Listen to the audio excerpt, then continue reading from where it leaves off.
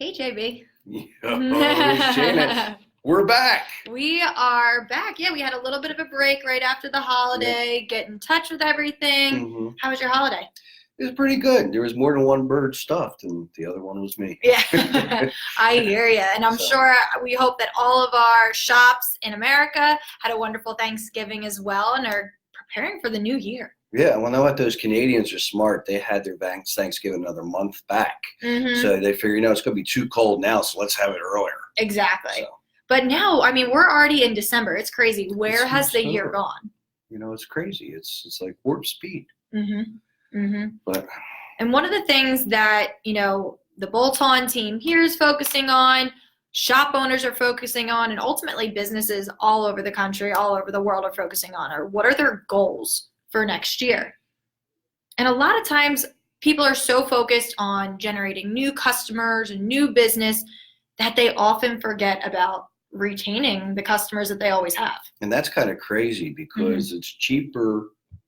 I always want to say it's cheaper to keep her, but that's not where we're going with this. But anyway, it's actually a lot cheaper and a lot more success driven when you keep your customers. Absolutely. And we don't even realize it. I think that's a big part of the problem. So that's why we're here.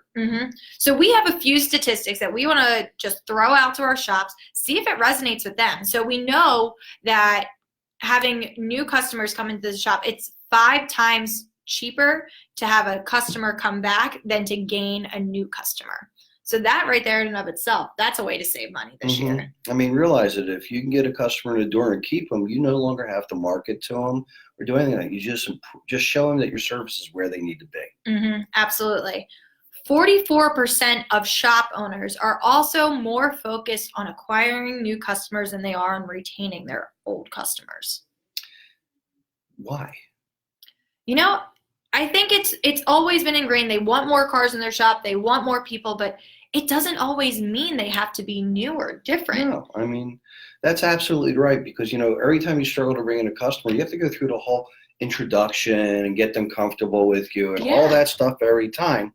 But if you bring customer A back, you've already done all that and you've already created a connection with that customer. And also you're not spending money to bring that customer back. If you deliver, and we're going to go over a couple of points here, if you deliver on the experience, your customers are going to come back. We have Alan Jones who's joining us right now, who said he works for an auto service and parts company. What did you think of having consistent customers come in and out? Was it easier for you to sell any services or parts, or did you have more of a difficult time? I think when we look at the relationship of, anybody that consistently comes in, it gets stronger and stronger and stronger. And one of the things that Bolt-On specifically focuses on is establishing that trust and giving shop owners tools to be able to do so. But when you have consistent customers coming back again and again and again, that's helping build that trust right there because they get to know you, they get to know your team, and obviously you're doing a good enough job to get them to come back. Providing them with a consistent experience. Yes. That's the thing, because once they get comfortable with your experience that you give them, as long as you keep delivering that experience, they're going to come back. And they'll be more forgiving when you have that not so good experience, which we know is going to happen. Yes. So, the new customer, if it starts off on a bad foot, they're out the door and gone. You spend all that time saying, hey, how you doing, and all that stuff, and they're gone. So, it's all win, win, win, win. Absolutely. And then one of the other statistics that we found out, which is no surprise to us, we were just talking about this before we came live with you today, but 89% of owners agree that the customer experience is the main reason that they get their customers to come back. I think that's a no-brainer, right? Yeah, it's a no-brainer. You go to a place and it really is a bad experience. Are you going to be thrilled to go back? Absolutely not. If you do go back, you need to get someone to look at you. Psychologist or something like that.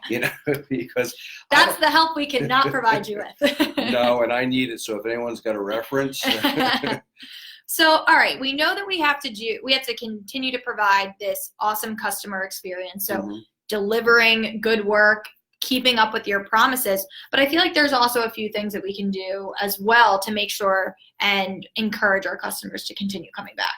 Well, it's back to that continuity I was talking about earlier. The car that came in today, the customer that came in today, they're still going to be around in 6 months. Sure. So why can't we bridge that gap and have them come back to us? Why can't we tell them in 6 months, you're going to need this, you're going to need that, and you know what? You might need this too, and Sure. prepare them. So you're building that consistency and that bridge, and that's what's going to bring them back, because no surprises. Mm-hmm. And we have some people tuning in right now. So William Carroll, big no-brainer. If customers leave unhappy, they aren't coming back. We completely agree. It's keeping your customers happy that are the most important. And we heard of the Dealer 20 group. Have you heard of the Dealer 20 group, Thomas? I worked in dealerships for years, Mm-hmm. and if I remember, that's a group that a lot of the dealers go to. I might be wrong, but I know that there is a dealer group for dealerships. Okay. And then Jesse, yeah, we completely agree. If your customers keep coming back because they trust you. And oftentimes what people don't realize is that cars are really an important purchase for many people. Like this is a purchase that people have emotions attached to, It's their baby. It's their baby. It's something that they are consistently using on a daily basis. So there's that emotional bond that they have with the car, and they're not just going to leave it with anybody. And that's something that's really, really important to focus on. I'm thinking about the other emotional bond that they drop their car off with you, and they got 10 kids, and they need to get them all to soccer, football, and all that stuff at the end of the day. The car's not ready. Think about those emotions. There's a lot of emotions that come into everything because it's You so know? ingrained into your daily routine.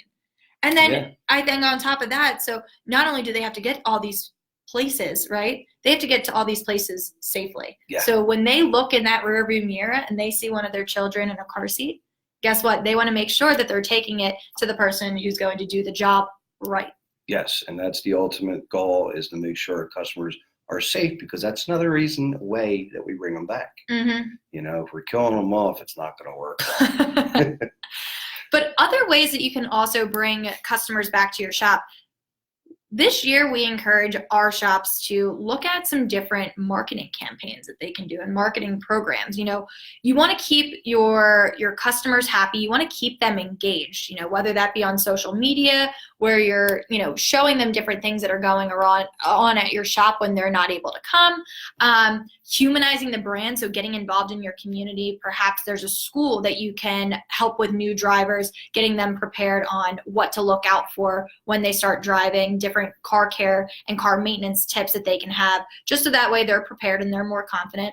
Or even looking into loyalty reward programs. Mm-hmm. Now, there's many brands that are out there specifically for the automotive industry, but those are more incentives to keep your customers loyal to you rather than just going to the shop that has the cheapest price.